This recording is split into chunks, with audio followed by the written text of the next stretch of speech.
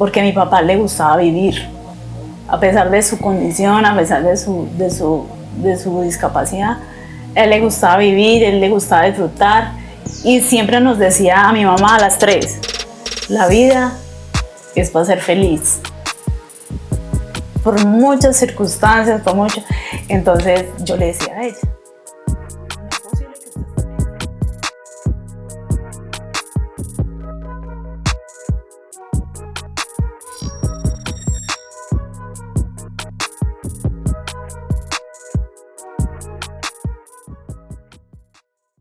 Hola amigos, sean bienvenidos a este nuevo episodio donde en esta ocasión vamos a tener a un invitado muy especial, a una mujer de hierro, una mujer resiliente que supo sobreponerse al dolor de ver partir a su padre, quien durante muchos años estuvo en silla de ruedas.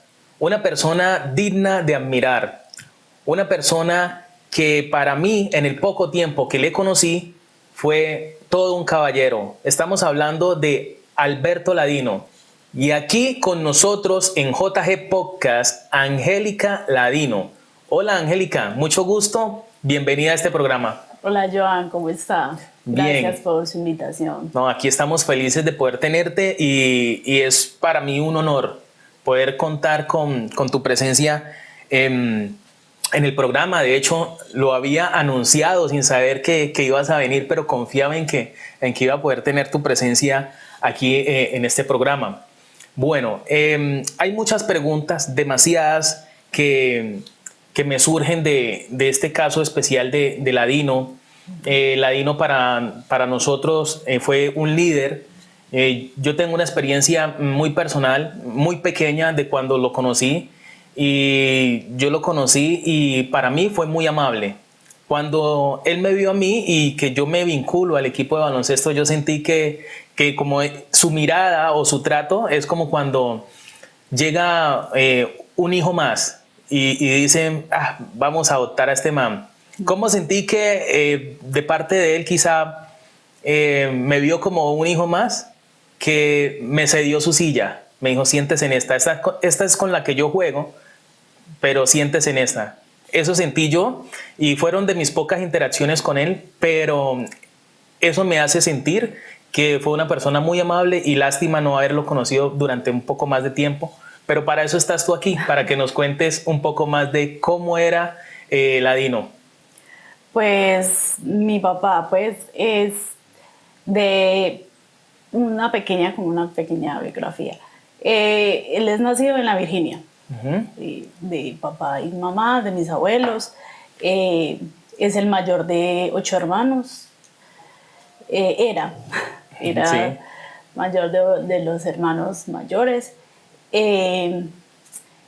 Se casó con mi mamá. Tenían 22 años cuando se casaron. Jóvenes. Sí, jovencísimos. Yo vine a los 3 años de casados, de ellos estar.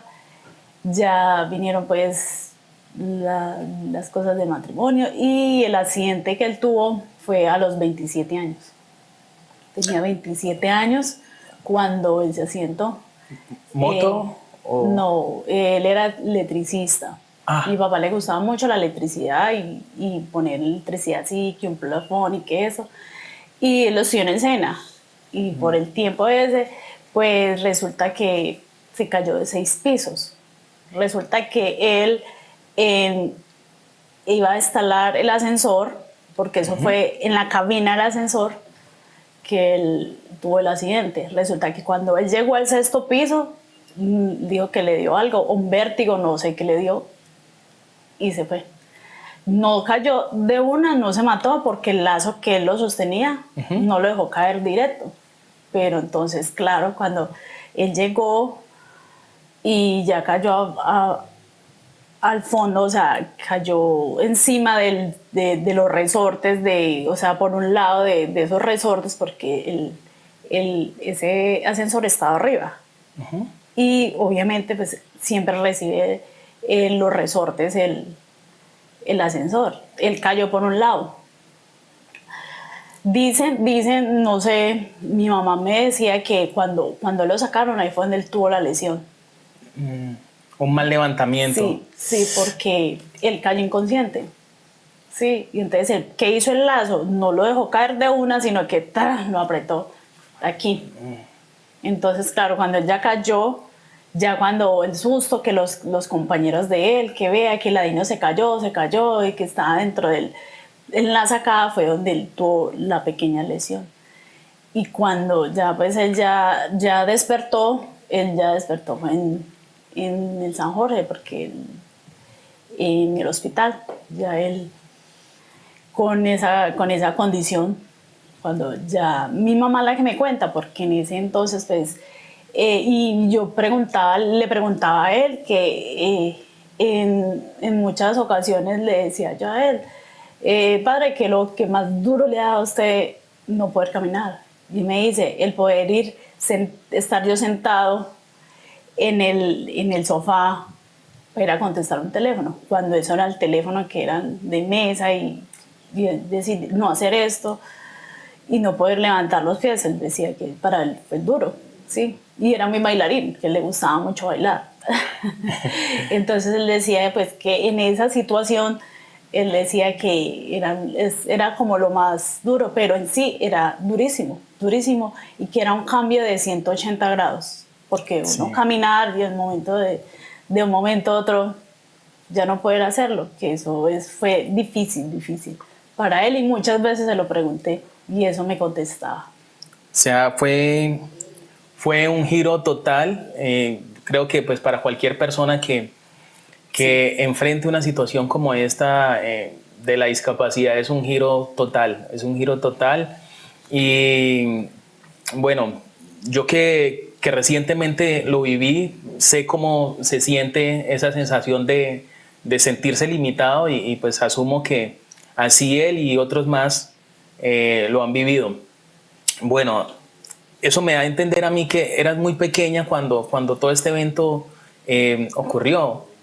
¿Tienes alguna memoria de tus años antes de que este accidente pasara con tu papá? Pues cuando a mi mamá le llegaron la noticia que él se había accidentado, lo primero que dijo mi mamá, no, se mató. Psicológicamente yo, no, pues mi papá murió. Sí, porque, ¿cómo así que se mató? Porque lo primero que dijo mi mamá fue eso. Y yo sí me resguardé mucho y yo, no, mi papá se murió, y yo con esa mentalidad de mi papá se murió. Y para mí fue duro, porque cuando ya que me digan a mí que mi papá quedó en una silla de ruedas, cuando yo fui a verlo, la impresión fue mucha. Literal, el miedo fue paniqueada, yo lo veía a él y yo, no, usted no es mi papá, ¿qué hacen en una silla? Y en ese tiempo él era agresivo, pues por lo que en la situación, yo era niña, no lo entendía, pero él me decía a mí, ¿usted por qué me tiene miedo? Y yo me le acercaba a él. Y mi papá lloraba y decía que él se iba a matar, que porque fuera que queda discapacitado, la hija no lo quería. Entonces él, claro, y yo literal, yo lo veía a él y como me dijeron, no, se murió, pues verlo ahí, pues fue mucha la impresión. Al principio sí, ya después metieron al psicólogo, a él también, entonces ya empezó con ese cuento pues y ya como ya empecé como, sí, o sea, mi papá, pero yo por qué le voy a tener miedo si es mi papá, ¿sí? Entonces ya ahí empezó ya como esa cosa de la discapacidad a ayudarle a mi mamá, pues porque a él le pusieron un arnés aquí porque él tenía barras en la columna y tenía que él mismo sostenerse, o sea, a medida que iba pasando el tiempo, entonces claro. Entonces mi mamá, ella me decía, niña, colabóreme con tal cosa, tal, esto. Lo movíamos con una sábana en ese entonces. Pues a mi mamá, pues en ese yo estudiaba, pues yo le ayudaba a ella, pues cuando yo venía de la escuela o del colegio, le ayudaba. Y así sucesivamente empezó esa cosa con él, con la discapacidad. Sí, bueno, imagino fue un episodio bastante fuerte para ambos y pues me imagino que esa impotencia que él sentía y que uno en una situación como esa uno se vuelve irritable, Sí, uno se irrita por todo, por cualquier cosa. Yo normalmente me irrito por cosas, pero en el momento en el que yo me adquiero el tema de la discapacidad mediante el accidente que tuve, yo me volví un poquito más irritable. Cualquier cosita ilógica, cualquier boba, ya como que yo dejen de preguntar pendejadas. Sí, se vuelve uno así, como que, venga, no me envejezca preguntando cosas. Sí. Igual yo creo que eso le pasaba a mi papá, porque pues yo era niña. Yo decía, ay, mi papá, ¿por qué está así? O sea, porque me dicen que está muerto y después me dicen que está en una silla. Y era como esa cosa, yo no, pero entonces mi mamá me decía que no le tuviera miedo, que las circunstancias de la vida era que mi papá quedó en la silla y tenía que aceptarlo como estaba. Claro. Sí, y uno de niño, pues, yo como así, yo sí, pero ahí fue donde empecé a entenderlo. Empecé a como a decir, no, sí, es mi papá, porque le voy a coger miedo, no, claro. No puede ser. Mira que tú dijiste algo, aceptar, y bueno, aceptar es algo muy importante, es algo que hace parte de esa sanación, de esa catarsis. Si uno no acepta, uno no avanza. En ese orden de ideas, hay cosas que uno no las acepta, hay cosas que uno no las tolera tampoco. Por ejemplo, ¿cómo manejabas o percibías las miradas de otras personas hacia tu papá? Pues en la sociedad es muy, como te digo, a veces es muy tirana, muy, ay no, qué pesar. Mi papá no le gustaba eso. Que lo vieran como algo que, ay no, ayudémosle al Señor, que qué pesar, que eso. No, a él no le gustaba, porque yo sabía.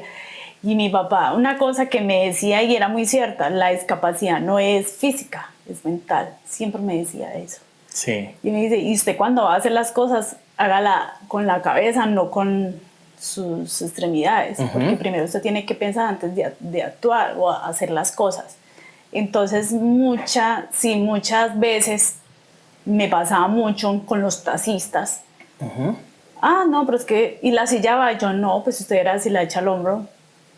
Pues sí, o sea, esas preguntas como si que si la silla va, claro.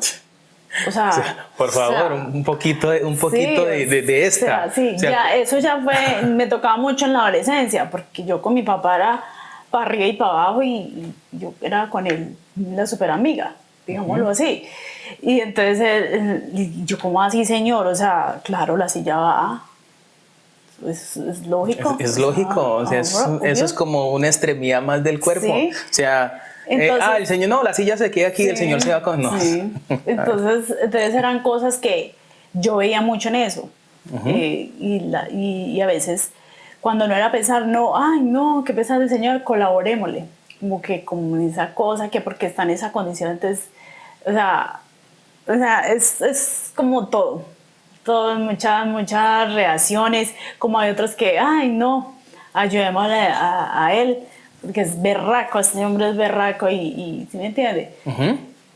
O sea, y era así, pues cuando yo estaba con él o cuando me veía con él, así era con él. O sea, siempre mostró tenacidad y eso es algo que es de admirar realmente.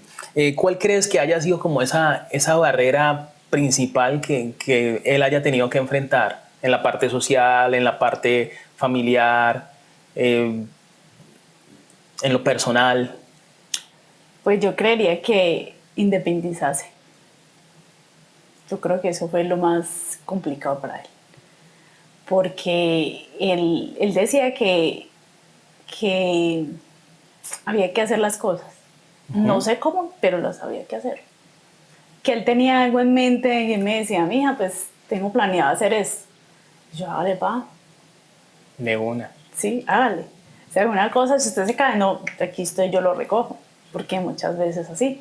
Cuando él empezó a salir, porque mi familia o mis abuelos, o sea, no, ¿cómo se le ocurre que va a salir ese muchacho por allá? Le decían a mi mamá porque ella era la que me contaba. Y él me dijo, entonces él le decía, no, mija, yo me voy a ir. Yo me voy a ir porque yo tengo que salir de esto, yo tengo que salir y romper todo esto. Y claro, lo voy a hacer por usted y mi hija. Mi papá era así. Determinante. Sí, eso. Y en ese entonces ellos se fueron a pasear, ese fin de semana. Y yo dije, entonces mi papá, aquí fue y déjeme, mija, que yo me voy a ir para Cuba, cuando esa era Cuba. Y que se fue. Y mi mamá dijo, no, yo se lo encomiendo a Dios, que sea lo que Dios quiera. Y se fue. Definitivamente. Se fue y él dijo, yo tengo que salir adelante y lo voy a hacer. O sea, y él siempre era así, como con esa... O sea, para nada es mentira lo que me contó una de mis invitadas, de esa tenacidad que él tenía y el decir, vamos a sacar esto adelante y vamos a hacerle. Sí. Entonces, realmente me dieron datos correctos. Sí, sí. Si hay alguna cosa que aprendiste de tu papá, que tú digas, esto no lo puede haber aprendido de nadie más sino de él, y con esto siempre estoy en mi cabeza, y cuando vivo una situación X recuerdo eso que me enseñó mi papá y lo pongo en práctica. ¿Qué es eso? El ejemplo de superación que él me dio, la resiliencia total, porque era muy resiliente. Y él podría estar enfermo, pero él seguía. De pronto eso. No, y realmente es una enseñanza que yo creo que hoy en día deberíamos tener más personas con ese poder de sobrepasar las adversidades y las situaciones malas. Sí. Hoy en día hablamos de la generación de cristal, que cualquier cosa lo rompe. Hablando de eso, mi hija, o sea, la nieta de él, yo le decía a ella, Estefanía, hay cosas peores. Y uno es muy desagradecido. ¿Usted cree que el abuelo le hubiera hecho? O sea, fue un momento donde ella decía, no más, que me hace falta el abuelo. Yo sí, a mí también, me hace falta mi papá. Y por eso no podemos, ¿cómo le digo? No podemos echar al agua todo lo que nos decía por una bobada tan insignificante. Y él siempre nos decía, hay que seguir adelante. Siempre pensaba positivo, nunca usted lo veía quejándose, nunca lo vi yo llorando. O es que no hay plata para eso, no. Sea como sea, él lo conseguía. Y así era él. Era muy dado a los demás. Eso sí, él era muy así. Y no, ayudémosle a este que pesar, no, ayudémosle a este que... Él siempre fue como con esa nobleza. Entonces... de pronto eso me da como esa de recordarlo así. Sí. Porque él fue muy así, muy en ese sentido. No, genial.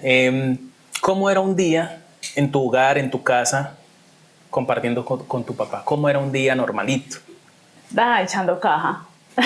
¿De qué reían? No, él era imperativo. O sea, es de esas personas chistosas. Él le ponía humor hasta en la discapacidad de él.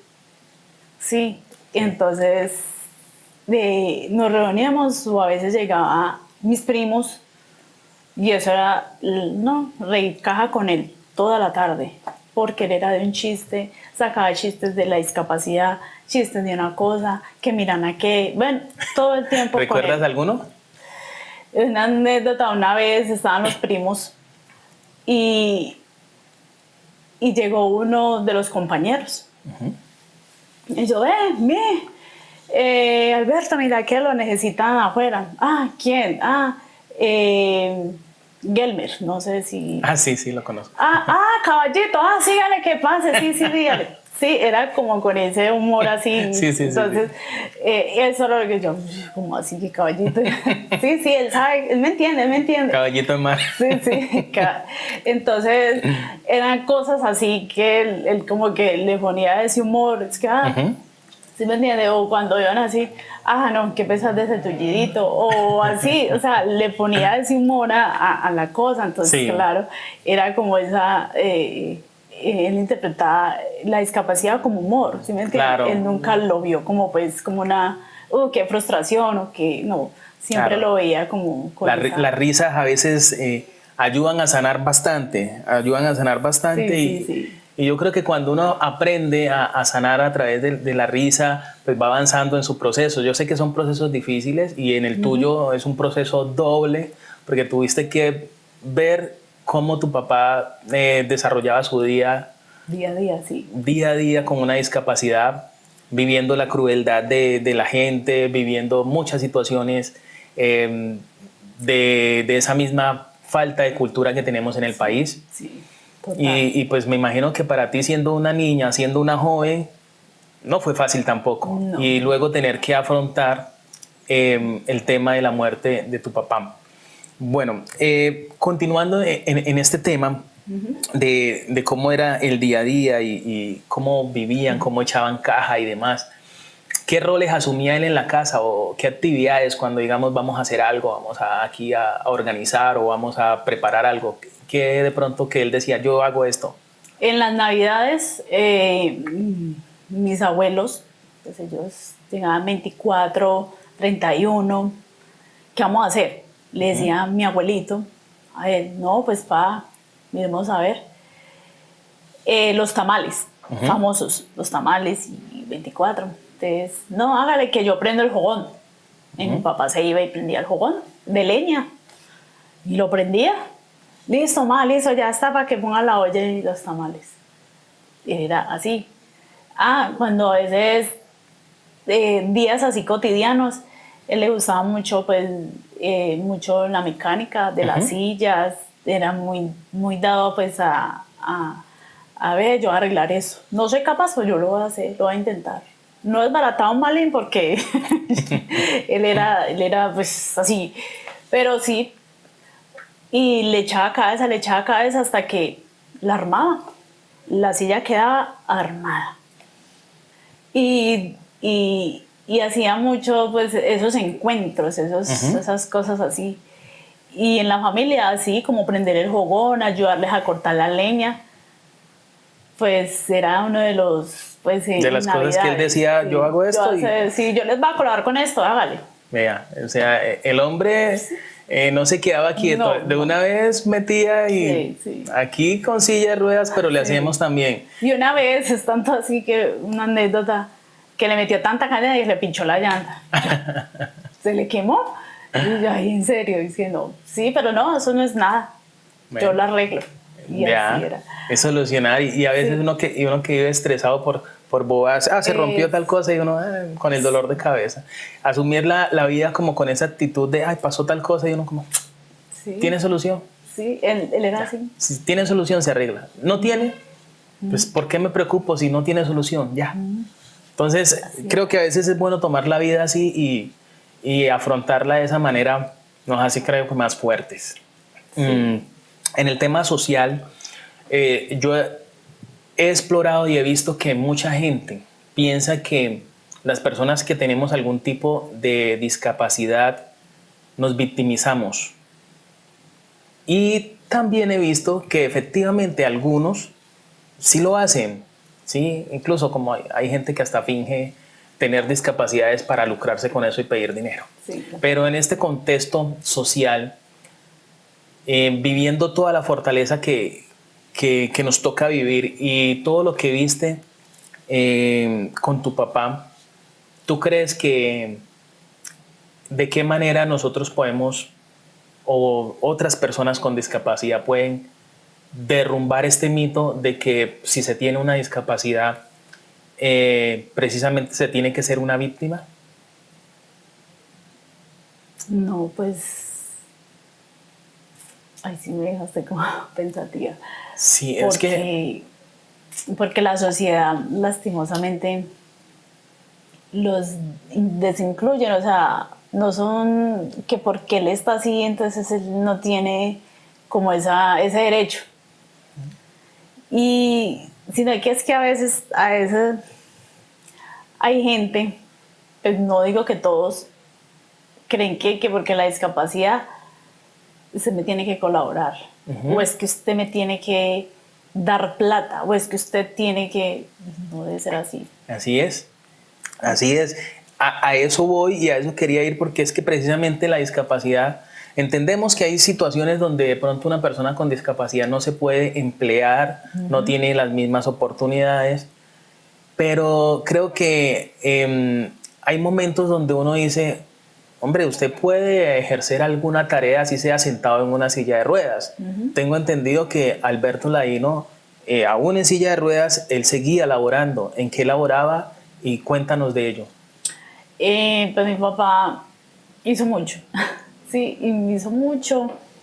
Le gustaba mucho la mecánica de la silla de ruedas, adaptaba carros. Él decía, me gustaría una empresa mía, así, de poder yo decir, esta es mi empresa, voy a fomentarla, voy a sacarla adelante. ¿Sí? Trabajó en Telemar, trabajó como 2 años.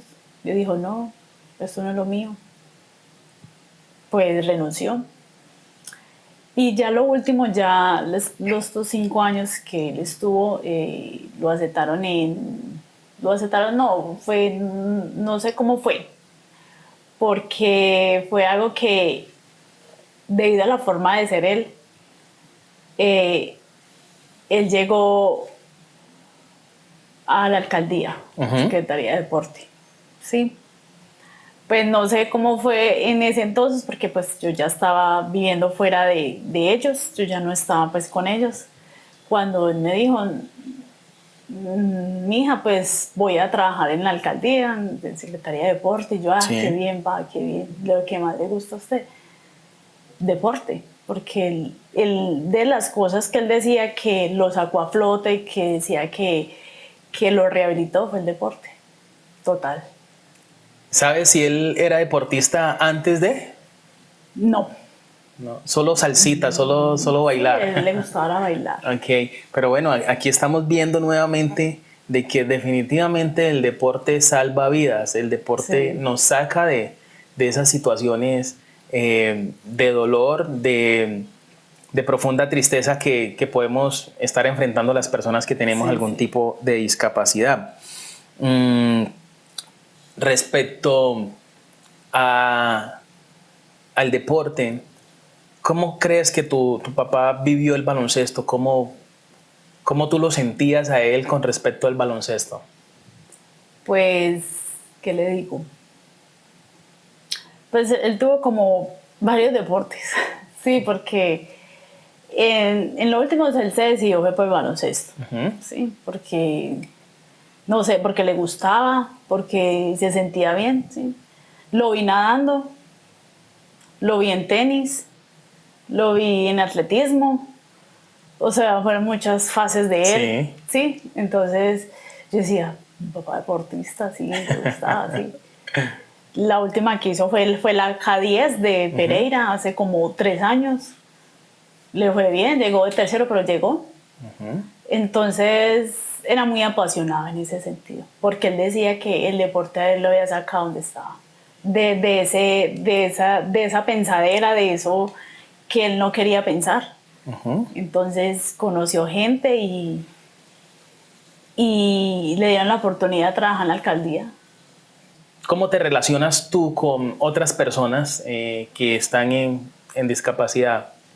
Teniendo esa experiencia tan cercana que fue con tu papá, ¿cómo eso ayudó a que te relacionaras o entendieras más de este mundo? Pues ya él duró 32 años en una situación con discapacidad, porque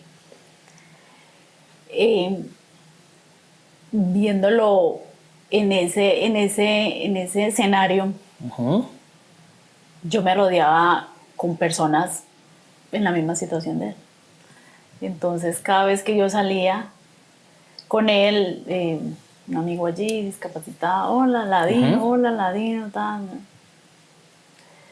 Fue algo chévere, porque decir, mi papá no es el único que está en la situación. Claro. ¿Sí? Entonces yo pensaba, no, en ese sentido, relacionarme con esas personas así, yo las entiendo, ¿sí? Porque no es fácil. Y muchas veces mi papá tuvo que sacar gente de esa situación, ¿sí? Y ver que le agradecían a él por lo haberlo sacado de ese que se quería matar, que se quería suicidada porque la vida no tenía sentido. Y entonces él iba a la casa, les decía, y eso como que me llenaba a mí, yo no, Claro. eso es bueno, o sea, mi papá es buen elemento para eso. O sea, motivación pura. Incluso me imagino que personas que no tenían ni siquiera alguna discapacidad, porque si hay personas que no tienen una discapacidad, están pensando en suicidio porque no tienen un dinero, porque se les llegó a sus vidas un problema X, el que sea, y están pensando en quitarse la vida. La vida, sí. O sea, que venga una persona con discapacidad y te diga, hey, ¿Qué pasa? ¿qué pasa? ¿Tienes un problema? Sí. ¿Tienes un problema? Bueno, te cambio esas piernas entonces, o no sé. Sí, él era así. Dice, a lo difícil hay que volverlo más complicado, más complejo lo que es. Pero hay que sacarlo a flote, siempre con la mente positiva. Entonces, cuando yo me relaciono con las personas así, con esa situación, yo las entiendo y me gusta, pues que, pues no de lleno le voy y le digo, no, dígame usted qué le pasó, porque ya Sí, no. sí, pero trato de que me hablen y me digan, pues no soy como mi papá, porque no voy a ser así como él, pero en las visitas que yo iba con él, mucha gente me decía, uy, su papá me le quita el sombrero. Sí, porque es una persona que llena mucho, da mucha energía, da mucho ánimo y de eso se aprende. Entonces, yo diría pues, que con las personas así yo me entiendo, sí, trato de entenderlas y digo, si mi papá fue así, que hizo eso, porque yo no voy a entenderlo. Claro. Entonces. Claro, es como generar un poco más de empatía de la que se debería tener, ¿no? Es. Tu mamá, ¿cómo crees tú que ella afrontó la situación de ver a su compañero de vida en una silla de ruedas? Mi mamá, pues yo qué le digo de ella, a ver. Pues yo siendo otra mujer, ya se hubiera ido. ¿Sí? En palabras. Así. Sí. Coloquiales. Sí, porque aguantarle el genio a una persona con discapacidad y tan reciente, o sea, yo digo que a ella también me le quito el sombrero. Porque, o sea, tenerlo a él así y después de un momento a otro ese cambia así y querer a mal geniado, porque ella era la que me decía y me tiraba, porque llegó un momento donde no quería nada y que quería morirse. Y el mismo doctor le decía, hay que tratarlo duro, no pesar, ¿cuál pesar? No. Él es una persona que no puede mover los pies, pero él es consciente. Y mi mamá decía que ella le da mucho pesar, pero que cuando él se ponía así agresivo, ella también. O sea, o somos los dos o para eso somos. Si hubiera sido así, yo hace mucho rato lo hubiera dejado. Pero las cosas no son así, usted y yo tenemos que salir adelante y por nuestra hija, decía mi mamá. Y entonces creo que la situación de ella también le cambió, totalmente cambiada. Porque pensando yo, pues ahora, siendo ella, yo creo que ella lo hubiera dejado. Porque aguantarse, por eso le digo, aguantarse en genio, complicado. Sí.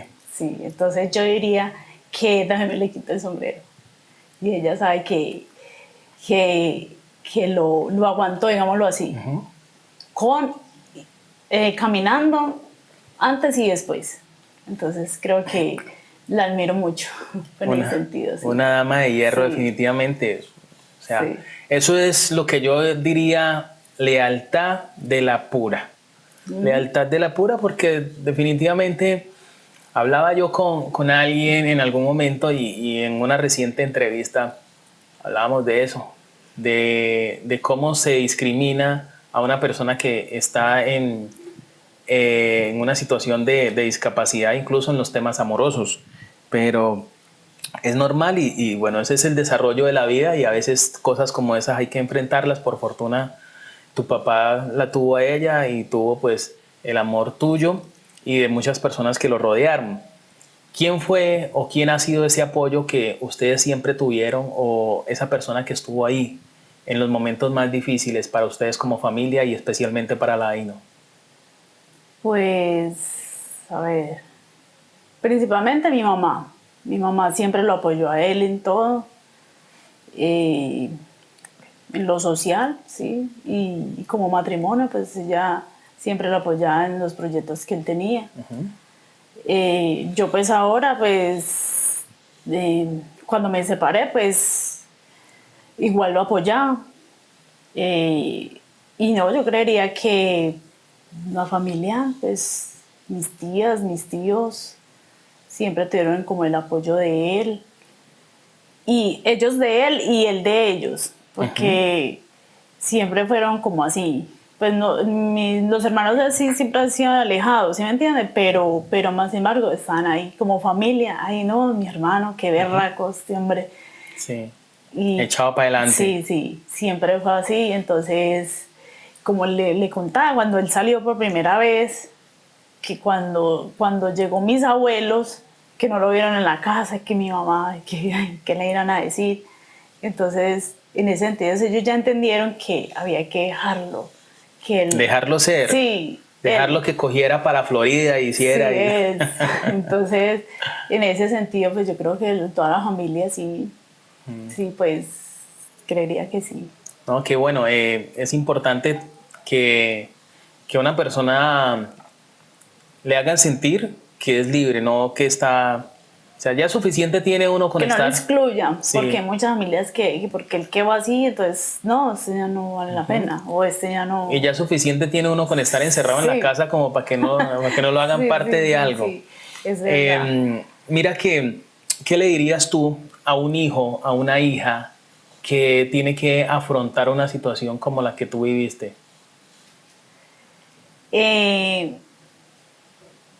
Yo tengo mi hija.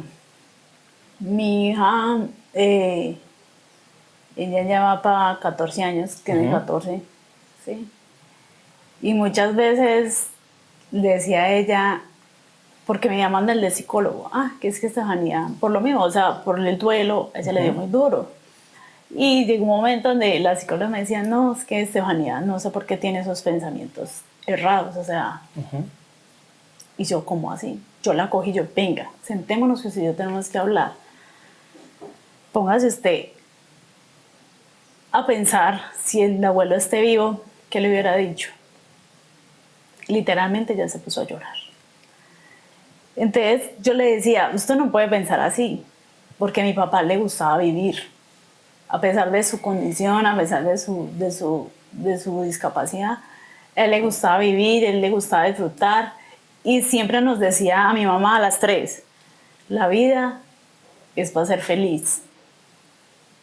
Por muchas circunstancias, por mucho. Entonces yo le decía a ella, no es posible que usted esté pensando, sabiendo que el abuelo no pensaba así.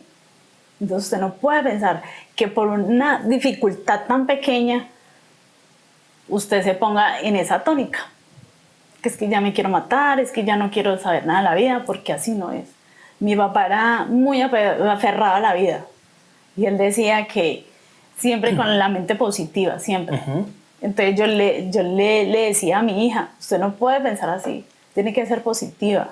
Por más obstáculos que haya en la vida, usted tiene que ser como el fénix de oro, o sea, sobresalir. Si esta situación no pasó, hay que hacerle duro hasta que salga a flote, porque eso me enseñó mi papá, a ser resiliente. Así es. Definitivamente es muy valioso contar con un ejemplo, es muy valioso contar con una persona que es quien está guiando, y en ese momento de la vida, pues tu papá fue para ustedes una guía, fue un ejemplo de superación, de resiliencia, fue un líder, así como lo fue para muchas personas, incluso en el equipo de baloncesto, que es por el medio en el que yo lo conocí. Teniendo en cuenta todo de lo que fue la vida de Alberto Ladino, ustedes tuvieron que vivir un duelo doble, y pues lastimosamente Ladino, a causa de la enfermedad, pues fallece. Ya lleva eso 1 año y medio, 2 años, Sí, quizá. cumple 2 años. 2 años. ¿Cómo afrontó la familia esa situación? ¿Cómo la afrontaron ustedes? Mira que fue complicada, sí, porque resulta que en ese año, digamos 2023, fallece mi abuela, fallece una hermana de él y mi papá, sí. Es duro, porque a lo hospitalizaron en diciembre, ¿sí? Lo volvieron a sacar para la casa, que no tenía nada. Listo. Mi abuela muere el 2 de mayo. Noticia para él en la clínica. Fue pucha. Doctor, ¿le decimos, no le decimos? Sí, hay que decirle. Hay que decirle. Listo. No tuve el valor, mi mamá, como siempre, ella lo hizo. Verlo llorar, o sea, que me dijera, mija, póngame la videollamada para ver lo último de mi mamá. O sea, destroza el corazón a cualquiera. eh,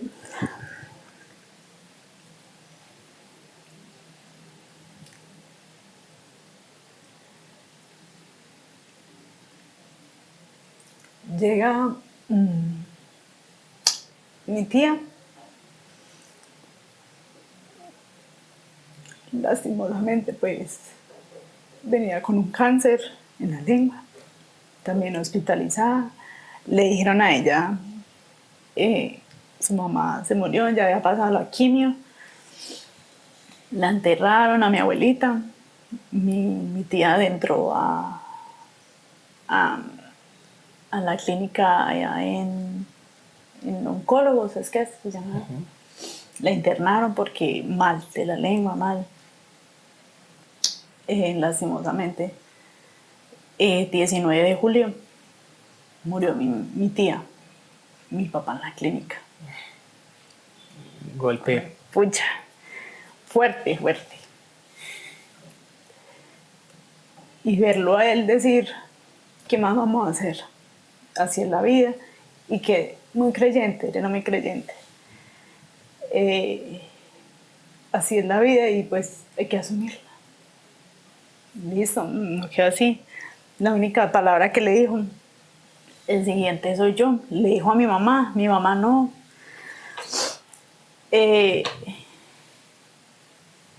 Hay que asumirlo. Y el que sigue soy yo. Y ya después siguió él. No, pero antes de mi tía tenía otra tía, le dio una embolia, le dio un orisma, bueno, no sé cómo es que se llama. No recuerdo cómo. En el cerebro. Enterraron a mi tío y la otra, mi otra tía, la hermana de él, en la UCI. Y yo, ¿qué es esto? O sea, mi abuela, mi tía, ahorita mi otra tía, que estaba muy mal, no le dan vida. Pues otra noticia para él. O sea, no sé, él era, no sé. O sea, yo lo veía a él y mi papá, ¿qué piensa de todo esto? Y él me decía, no, Dios lo quiere así. Pero duro, muy duro, de verdad que sí. Claro, imagino que un golpe para... O sea, y ponerme en los zapatos de él postrado en esa cama, saber que noticia tras noticia, o sea, es duro. O sea, y ponerme en el sentido de que él estaba, sí, fuerte, fue fuerte. Porque en el mismo año, todos cada mes, o sea, y mi tía se salvó. Entonces fue duro, de verdad que sí. Claro, es una situación familiar definitivamente bastante fuerte, bastante... Tanto como nosotros, como para él que estaba ahí. porque él decía, así tiene que ser y Dios sabe por qué hace las cosas. Como le digo, él era creyente. Entonces yo le decía, ¿qué pensará mi papá en esa situación? Él enfermo, ves enfermo, sin mamá, que la hermana también muerta. O sea, duro. Y que le digan que la otra está en la UCI, si sabe si se salva o no se salva. O sea, es complejo. Le digo que mucha resiliencia, mucha. O sea, yo por eso le decía, él tuvo, no sé dónde la sacó, pero él la tenía. Y ya cuando ya, pues en las últimas, ya pues, ya se hizo la voluntad, como decía él, de Dios, ya. Pero sí, completamente complejo, duro. Definitivamente Sí. un guerrero, definitivamente una persona muy valiente, una persona que dio en vida todo lo que pudo dar para él y para los suyos. Incluso yo tengo un recuerdo de en sus últimos días de vida, cuando nosotros nos enteramos de que él estaba pasando por este mal momento. Yo lo percibía aún así muy fuerte. Yo lo percibía en su voz, lo percibía bastante consciente, porque recuerdo en el momento en que hicimos un video, se le envió y creo que tú se lo pusiste y por ahí recuerdo algo de sus palabras agradeciendo por el gesto. Uno siempre pues tiene esa intención de que las situaciones mejoren, de que si hay alguien que está pasando por un mal momento, está enfermo, que por obra de un milagro, de la manera que sea, uno siempre tiene la esperanza de que esa persona mejore. Y creo que los muchachos del grupo y muchas personas de las que estaban cerca a él estaban deseando de que así estuviera la situación difícil, que se mejorara. Pero vuelvo y repito, siempre en sus palabras lo escuché bastante fuerte. Sí, tengo una anécdota. Resulta que a él lo mandaron con psicología y con el de otro doctor, sí, que porque a él le iban a mochar. Y resulta que salió más, ¿cómo le digo yo? Las palabras de la psicóloga fue, no, pues eso me dejó más, ¿cómo le digo yo? Más psicológica ella que él. ¿Sí me entiendes? O sea, ella quedó como impactada. Quedó más impactada ella de que... la forma de que él le habló a ella. Y ella quedó como así. Sí, y nos decía ella, me les quita el sombrero por el señor Ladino, porque a pesar de la situación en que está, es una persona muy cuerda a lo que dice. Entonces ella me dice, no, me dio fe terapia a mí. Decía la misma psicóloga que yo, así es él y así fue él. Le dejó enseñanza a la psicóloga sí. Y le dije, mire psicóloga, usted no viene aquí a inventarme cosas que yo ya llevo... Sí. ¿Cuántos años tenía la INO? Iba para 62 años. 62 años siendo psicólogo, desde chiquito. Sí, entonces eran cosas que... Sí. Así salió esa señora, perdón, que esa señora con esa cosa es que, no, pues me dejó más terapia a mí que yo a él. Y yo, ¿cómo ha sido, doctora? Así, no, su papá, o sea... Una roca, sí. Una roca realmente. Sí, entonces... Bien. Definitivamente un ejemplo a seguir. Sí. Por las cosas que hizo en vida, por esa resiliencia, por esa fortaleza que mostró siempre, un ejemplo a seguir. Ya hablamos de todo un poco, del contexto social, familiar, personal. Un doble golpe que ustedes como familia tuvieron que afrontar. Hoy, a 2 años más o menos de ese evento, ¿cómo crees que están ustedes? ¿Cómo estás tú? Yo personalmente duele, o sea, duele porque cuando estoy en esa situación de, pucha, ¿qué decisión tomo? Él era el que me decía, mija, pues hágalo. Si no le sale, pues ya lo hizo, ya lo intentó. No tengo quien me diga eso. Mi mamá, o sea, mi mamá me aconseja distinto como era él, ¿sí me entiende? Él me echaba ánimo, me decía, mija, usted tiene que salir de eso. No sé cómo, pero yo le ayudo, yo le colaboro, si es posible. En ese sentido me daba muy duro, porque estaba en muchas soledades, porque es duro. Y yo, bueno, ¿y yo qué hago? ¿Qué me diría mi papá en este momento? Me ponía a pensar.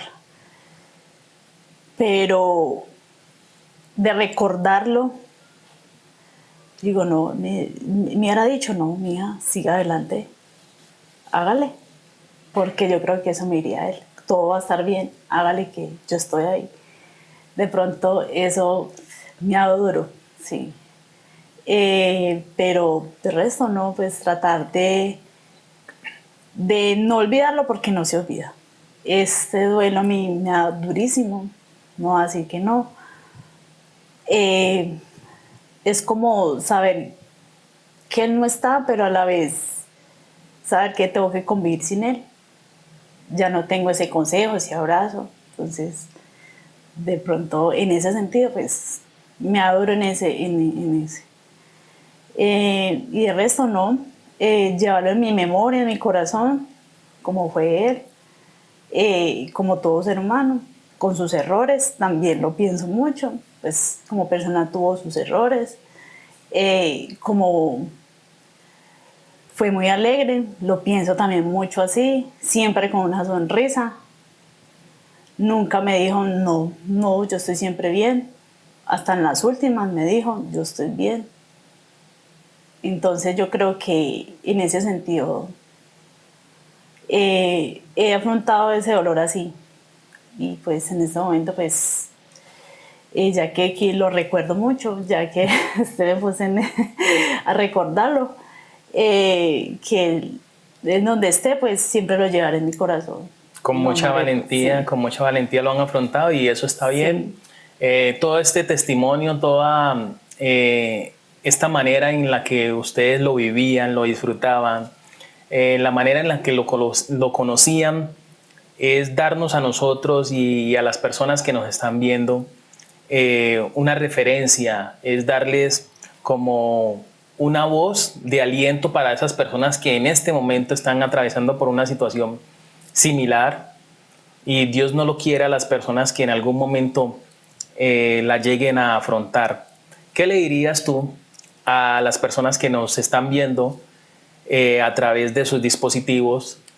¿Qué les dirías acerca de vivir con una discapacidad por lo que conociste de mano cercana a tu papá? ¿Qué les dirías a esas personas que nos están viendo? Pues a ver, qué reflexión. Ser empáticos, porque a veces la persona así con su discapacidad tiende a ser muy irritable. Entonces, tratar de entenderla, como te digo, tener esa empatía, porque a veces no es fácil. Entonces, creería que más que todo eso, tener esa empatía, porque no se sabe en qué momento le toque a uno de nuevo. Estamos exentos a decir de pronto pasó esto y eso, entonces creo que saber entenderlos.